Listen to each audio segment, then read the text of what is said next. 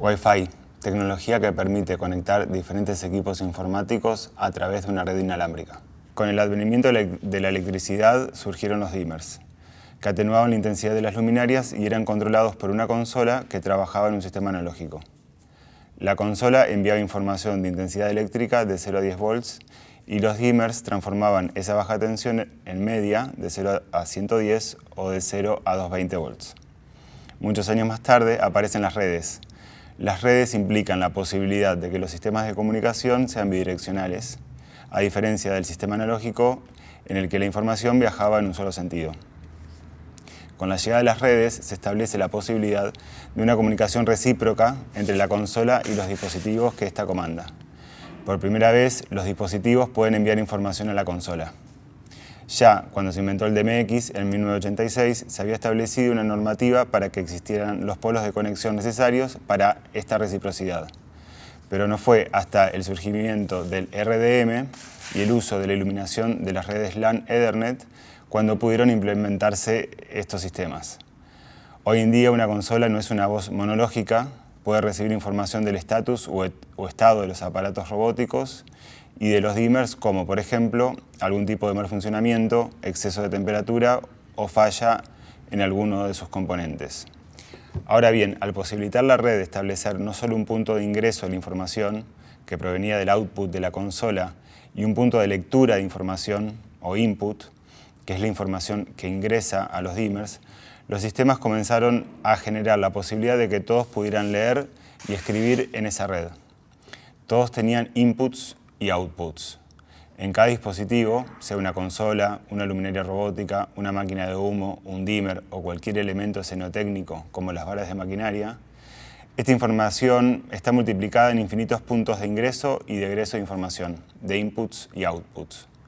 Esto produjo nuevas posibilidades, como por ejemplo, trabajar con más de una consola controlando el mismo escenario. Entonces, en una puesta de luces, el iluminador puede estar trabajando con una consola, el programador con otra, y realizar un trabajo en paralelo que produce un resultado visual único, aunque la información provenga de dos consolas. Un colega alemán de Múnich estaba empezando el proceso de diseño de luces para un festival de danza, conjuntamente con otra iluminadora, su socia. Como en todo estreno en un festival, no tenían el tiempo suficiente para poder conversar los estados de luz. La obra se fue armando y terminó de montarse pocas horas antes del estreno. Contaban con un ensayo técnico para poder hacer la puesta de luces. Decidieron entonces empezar a escribir la puesta de luces en vivo mientras veían el ensayo. El modo de hacerlo fue consiguiendo dos consolas. Ambos iban editando la información de cada memoria de luces en vivo y, en esa edición, no había dos manos, sino cuatro. Lo curioso es que cada vez que alguno de ellos se adelantaba a lo que el otro estaba por realizar, se miraban sonriendo, cómplices, como si fuera posible escribir lo que el otro estuviera imaginando. Esto sería algo así como un teatro Wi-Fi, donde el trabajo de redes ocurre en paralelo, con la posibilidad de ingresar información desde más de un solo nodo, alámbrico o inalámbrico, pero también desde más de una mente, desde más de un punto de vista.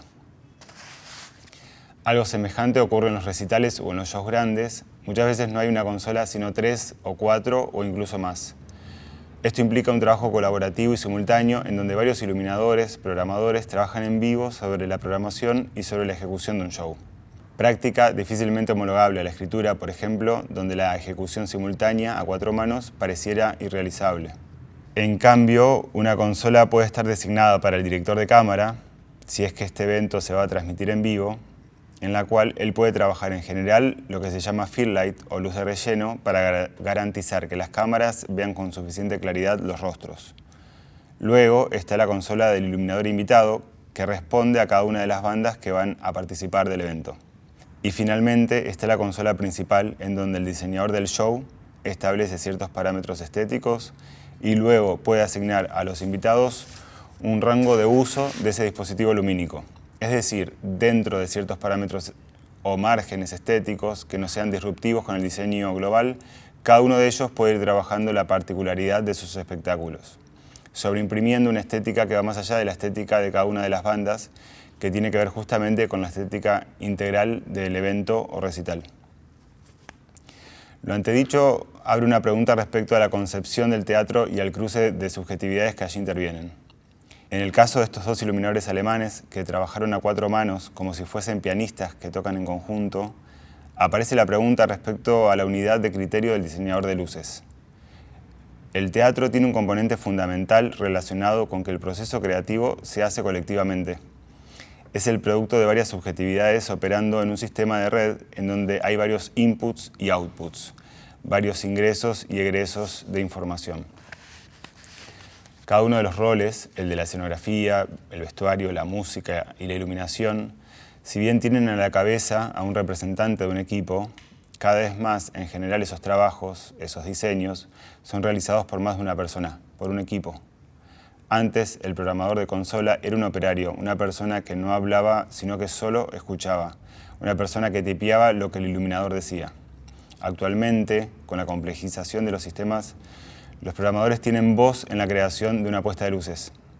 Cada vez más, los iluminadores no dictan información técnica. Gradualmente van logrando compartir imágenes, ideas e intenciones con el programador para que él resuelva técnicamente cómo crear esa imagen deseada en términos lumínicos en comandos de programación. Los iluminadores fuimos los últimos en entrar a la escena en la historia del teatro. Primero fueron los autores los que concebían la luz en el texto, luego los directores, posteriormente los escenógrafos y recién a mitad del siglo pasado los iluminadores empezaron a erigirse como una unidad creadora. Es decir, empezaron a tener un rol propio y una tarea específica que era tratar, trabajar, operar, manipular la luz de la escena. La idea de la unidad del sistema analógico puede asociarse al concepto arborescente de Deleuze y Guattari y contrastarlo con el sistema digital y de redes con sus paralelismos posibles con el concepto de rizoma de estos mismos autores.